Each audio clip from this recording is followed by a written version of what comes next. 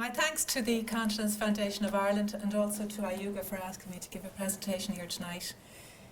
This evening I'm going to talk about the prevalence of urinary incontinence and how it ranges and different topics related to it then. First of all, before we talk about urinary incontinence, we must define it.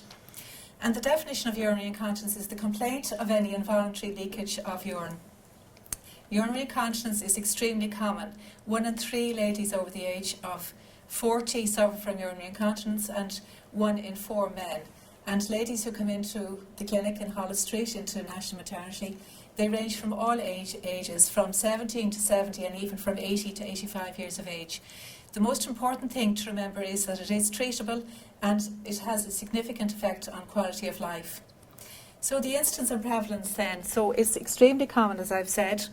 It occurs with ladies of all ages, and although urinary incontinence is very, very common, it usually affects elderly ladies, but it's extremely common among younger ladies, particularly those during physical activity.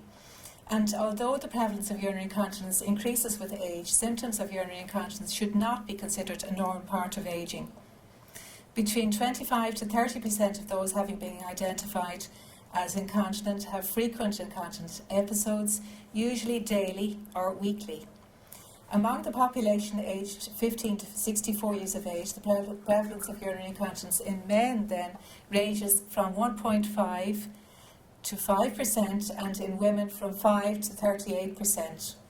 And here we have a slide just showing you the prevalence of urinary incontinence. So here we have the age ranging from 20 up to 80 plus, and the common factor is 38%. So this is just a slide then showing you the prevalence of urinary incontinence in community-based ladies. We have the unknown problem ranging from unknown to no problem with a slight nuisance, then to urinary incontinence being tolerable, and then to being extremely bothersome. Then just the prevalence again, it occurs in men. 17% of it occurs in older men in the community, and up to 38% in older ladies. In the hospital-based situation then, up to 50% of older men and women, and in long-term care facilities, between 50 to 70% of older men and women. As we know, the bladder changes as we get older. We have a decreased bladder capacity, reduced voiding volume, reduced flow rates, and increased production of urine at night. And these age changes should be investigated, first of all to exclude cardiac conditions, endocrine conditions, renal, and also poor disturbance at night, perhaps sleep disorders. And here we have prevalence of urinary incontinence. So the prevalence of urinary incontinence as reported, it varies ranging from the way you study the population, data collection methods, and differences in definitions. And we've said before that the incidence of urinary incontinence increases with age. Stress urinary incontinence is the most common type of urinary incontinence in females, younger and middle-aged ladies, whereas mixed, which is a mixture of stress urinary incontinence and overactivity, is the most prevalent type in the older ladies, and 1/3 of mixed urinary incontinence. And I don't want to intrude on other speakers' talks here tonight, but I'm just going to very, very briefly mention just the 3 main groups. So we have stress urinary incontinence, which is the complaint of any involuntary leakage with effort on exertion or on sneezing or on coughing. And then we have urge urinary incontinence, which is the complaint of any involuntary leakage accompanied by or immediately preceded by urgency. And this is just a slide showing you the prevalence and the burden of overactive bladder in Europe, ranging from 2000 up to 2020.